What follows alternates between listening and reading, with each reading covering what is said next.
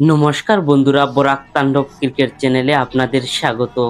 আজ গুজরাট টাইটান্স বনাম রাজস্থান রয়্যালসের ম্যাচের নিয়ে আলোচনা করব।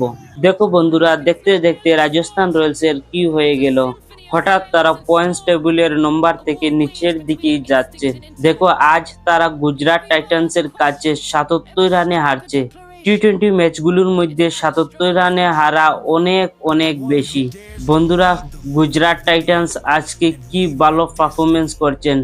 আর রাজস্থান রয়্যালসের ব্যাটারদের মধ্যে বৈভব সূর্যবংশী এবং রবীন্দ্র জাদেজার পরে কেউ যে এমন একটা রান করছেন তা নয়। বন্ধুরা, আজ গুজরাট টাইটান্স ২২৯ রান টার্গেট দিল রাজস্থান রয়্যালসকে।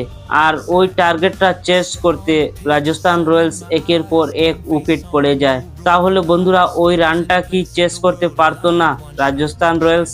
আমি বলবো 100% তারা পারতো।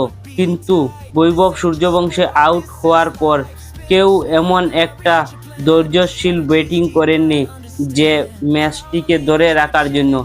যেই ব্যাটিং করতে আসছেন তিনিও আউট হয়ে যাচ্ছেন। বন্ধুরা, গুজরাট টাইটান্সের রাশিদ খান কি অসাধারণ বোলিং! উফ! রাজস্থান রয়্যালসের 4টি উইকেট নিয়ে কোমর তো ওইখানেই ভেঙে দিলেন। পরবর্তী সময় আর রাজস্থান রয়্যালস ঘুরে দাঁড়াতেই পারলেন না।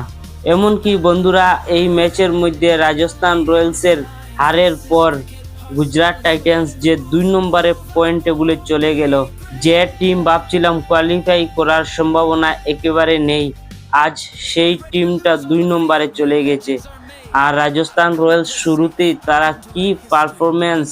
রাজস্থান রয়্যালস 12 নম্বর থেকে 14 নম্বরে যেতে পারবে কি না সন্দেহ আছে, কারণ লাগাতার ম্যাচ হারছে। ওই যে তারা পাঞ্জাব সুপার কিংসের বিরুদ্ধে চেস করেছিল 223 রান, তারপরে তো আর লাগাতার ম্যাচের মধ্যে হারছে। রাজস্থান রয়্যালসের ব্যাটাররা সব বৈভব সূর্যবংশীর উপরে নির্ভরশীল। বৈভব সূর্যবংশী যদি রান না করে তাহলে তাদের মধ্যে আর কেউ রান করতে পারে না। আজকের ম্যাচে ফেরেরাও তিনিও আউট হয়ে রাশিদ খানের বলে। বন্ধুরা, রাজস্থান রয়্যালস আজকের ব্যাটাররা পুরোপুরি ফ্লপ। এমনকি তারা 16 ওভার 3 বলেই অল আউট হয়ে গেছেন। ওইদিকে গুজরাট টাইটান্স ব্যাটাররা কি অসাধারণ ব্যাটিং! শুভমন গিল 84 রান করলেন, সঙ্গে সাই সুদর্শনও কি অসাধারণ ব্যাটিং! তারা পাওয়ার প্লেতে আজকে 80 রান করে ফেলেছেন। ওদিকে রাজস্থান রয়্যালস পাওয়ার প্লেতে 73 রান করছেন। শুরুটা তো খুবই ভালো ছিল রাজস্থান রয়্যালস, আমার মনে হয়েছিল তারা কামব্যাক করে ফেলবেন, কিন্তু রাশিদ খানে সব কিছু তছনছ করে দিলেন। যাই হোক বন্ধুরা, শেষ পর্যন্ত গুজরাট টাইটান্স ম্যাচটা জিতলো ৭৭ রানে। আর এই জয়ে তারা পয়েন্টস টেবিলে 2 নম্বরে এখন আছেন।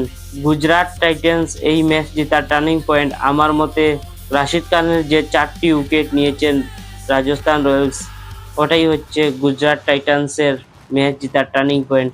যদি আপনারা আমার সঙ্গে একমত হন তাহলে কমেন্ট বক্সে অবশ্যই লিখে জানাতে পারেন। আর ভিডিওটি ভালো লাগলে লাইক করবেন, চ্যানেলটিকে অবশ্যই সাবস্ক্রাইব করে রাখবেন। ধন্যবাদ, টাটা। আবার আসছি নতুন ভিডিও নিয়ে। জয় হিন্দ।